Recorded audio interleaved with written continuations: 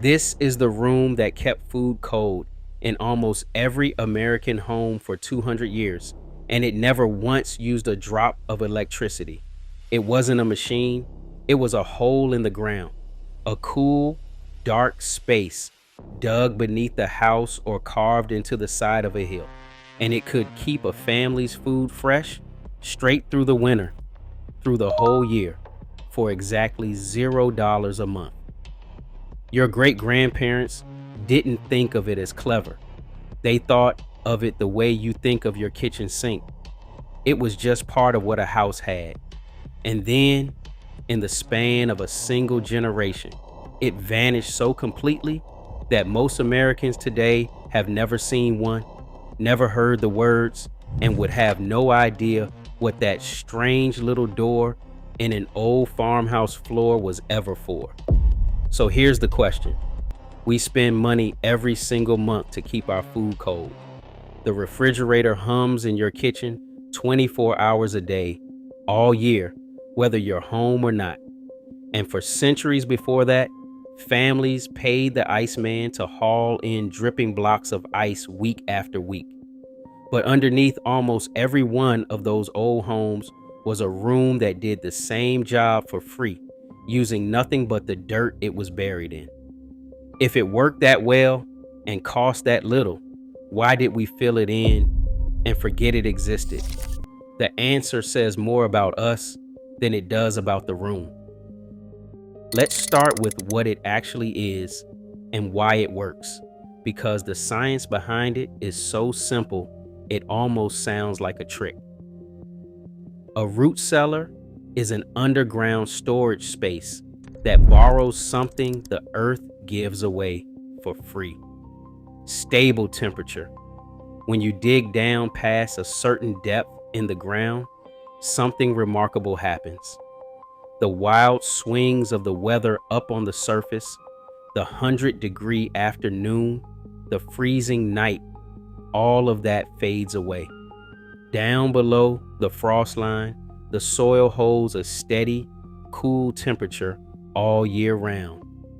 In most of the temperate United States, that ground temperature sits right around 50 to 55 degrees Fahrenheit, winter and summer, day and night, no matter what the sky is doing above it. And the deeper you go, the more perfect it gets. At about 10 feet down, the seasonal swing almost completely disappears. The temperature down there stays within a degree or two of the same reading all year long. That's not a rough guess. That's measurable soil physics, and it's the entire secret. The Earth is a gigantic, free, perfectly reliable thermal battery holding a cool temperature that never runs out and never sends you a bill.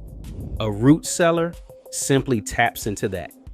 You dig a space into the ground or into a hillside, and the surrounding earth wraps around it like a blanket of stable cold. The dirt does all the work. There's no compressor, no refrigerant, no electricity, no moving parts to break. When it's built right, the inside of a good root cellar holds somewhere between 32 and 40 degrees Fahrenheit with very high humidity, and that combination is the sweet spot for keeping food alive. Because here's the thing, most people don't understand about cold storage. Cold doesn't just preserve food, it slows food down. A carrot, a potato, an apple, even after you pull it from the ground or the tree, is still alive. It's still breathing, still burning through its own sugars, still slowly heading toward rot. And that process is governed almost entirely by temperature. For most produce, every 18-degree jump in temperature roughly doubles how fast it deteriorates, which means the reverse is true too. Drop the temperature down into that 32 to 40 degree range, and a root vegetable falls into a kind of near hibernation. Its metabolism drops to a crawl, and food that would have gone soft on your counter in a week will hold firm and fresh in a root cellar for months. That's the whole magic. A well-built root cellar can store somewhere between 500 and 1,000 pounds of food through an entire winter with no power, no cost, and almost no effort once it's built. Potatoes, carrots, beets, turnips, cabbages, apples, onions, squash, canned goods, jars of preserves, whole crates of the harvest, all sitting quietly in the dark, staying good for month after month, kept fresh by nothing but the ground. Now, imagine that for a moment, from the point of view of an American family 150 years ago, and you'll understand why this wasn't a luxury. It was survival. Because before refrigeration, the terrifying question every household faced was simple. How do we not starve in February? You grew and raised your food in the warm months, and then you had to make it last through a winter when nothing grew. Salting, smoking, canning, and drying handled the meat and some of the vegetables. But for the fresh crops, the potatoes and roots and apples that fed a family through the cold, the answer was the root cellar.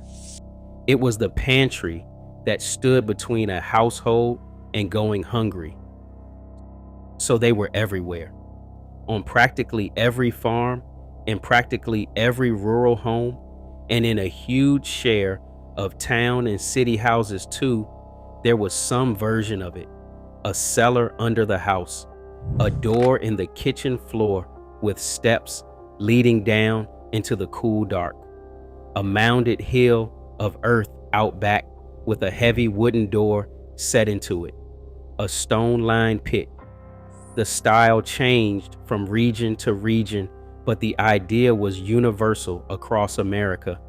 You dug into the earth, and the earth kept your food, and there was a rhythm to it. The same way there was a rhythm to the whole house fan and the clothesline and every other piece of the old self-sufficient home. In the fall, at harvest, the cellar filled up. Bushels of potatoes packed in sand, apples wrapped and layered so they wouldn't touch, cabbages, onions braided and hung, jars of everything the summer had produced lined up on wooden shelves. And all winter long, you'd go down those cool steps with a lantern or a bare bulb and bring up dinner from a room that was doing, for free, exactly what your refrigerator does today. This was normal. This was how America ate. So what happened? How does something that universal, that essential, that deeply woven into the American home disappear so completely that we had to make a video to remind you it ever existed? The answer arrives, humming and white and gleaming, in the 1930s. The electric refrigerator. For most of history, keeping food cold at home meant the icebox, an insulated wooden cabinet cooled by a literal block of ice that a man delivered to your door. It worked, sort of. The ice melted constantly, you emptied drip pans, and in warm weather, your food's fate depended on the delivery schedule. The refrigerator changed all of that, and the numbers on how fast it took over America are genuinely stunning. At the start of the 1930s, only about 8% of American households owned a mechanical refrigerator.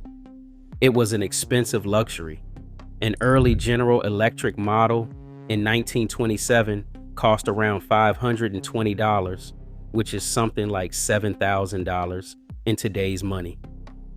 Almost nobody could justify that, but then prices fell, and they fell fast.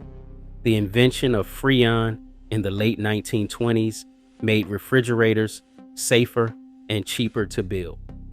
Mass production kicked in, and that 8% exploded. By the end of the 1930s, more than 40% of American homes had a refrigerator. By 1951, it was around 80%. In about 20 years, the refrigerator went from a rich person's novelty to a standard fixture in nearly every American kitchen. There has rarely been a faster takeover of the American home by any single machine. And there's a second half to this story that most people miss, and it's the part that reached out and killed the root cellar in the countryside where it mattered most. Rural America didn't even have reliable electricity for a long time. As late as the mid-1930s, only a tiny fraction of American farms were wired for power. But under Franklin Roosevelt's New Deal, the Rural Electrification Administration set out to change that, running power lines out into the remote corners of the country and helping farm families afford the appliances to plug into them. And it worked spectacularly. By 1950, 90% of American farms had electricity. The same families who had depended on a root cellar for generations suddenly had a humming white box in the kitchen that did the job on demand. In the summer, in any climate, with no digging and no lantern and no trip down the cold stairs. And you can't blame them for loving it. Because the refrigerator, like the air conditioner that would follow it, offered the one thing the root cellar never could: convenience, on demand, in any weather. A root cellar keeps food cold, but it asks something of you. You have to build it. You have to manage it, watching the temperature, adjusting the vents, checking the humidity, sorting through for anything starting to spoil. And critically, it only works in the right climate. The refrigerator asked nothing. You plugged it in, and it was cold. It was cold in July. It was cold in Florida. It made ice cubes. It never depended on the season or the soil.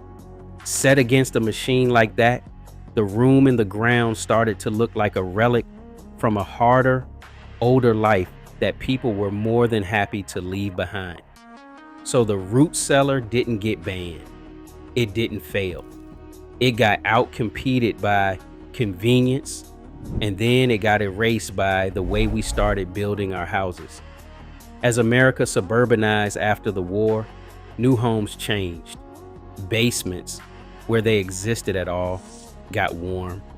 They got heated, finished, and turned into living space. Rec rooms and laundry rooms, the exact opposite of a cold storage room. Homes got built on concrete slabs with no cellar at all. Central heating warmed the whole structure evenly, which is wonderful for comfort and fatal for a root cellar, because a root cellar needs a genuinely cold corner and a heated modern house doesn't have one. The very features that made the modern American home comfortable made it architecturally incapable of holding a root cellar. There was simply no cold, dark, earthy place left in it. And so, within a generation or two, it was gone. Not destroyed, just forgotten. Filled in, sealed over, converted. The knowledge of how to build one and how to run one, passed down for centuries, quietly stopped being passed down. And a room that had stood between American families and hunger for 200 years became a curiosity, a strange feature you might stumble on in a very old house and not even recognize. Now, I promised you honesty, because that's what separates this from every exaggerated claim you've ever been sold. So here is the real catch, and it's a significant one. A root cellar does not work everywhere, and anyone who tells you it does is not being straight with you. Remember, the whole thing depends on cool, stable ground and on the ability to hold that 32 to 40 degree range. In the northern 2/3 of the country, where winters are real and the deep soil stays genuinely cold, a root cellar performs beautifully. But in the warm South, The Gulf Coast, the low desert, much of the warmest parts of the country, the ground simply never gets cold enough to hit that ideal range. Your cellar might hold 55 or 60 degrees, which is better than a hot kitchen, but it won't give you that deep, months-long preservation that made the root cellar legendary. In the hottest climates, the refrigerator didn't just win on convenience, it won because the root cellar genuinely couldn't do the job. There are other honest catches too. It has to be dug below the frost line for your region, and that depth varies enormously, from around a foot in the deep south to 6 feet or more up north. It needs real humidity up around 85 to 95% to keep vegetables from shriveling, which means managing moisture and airflow.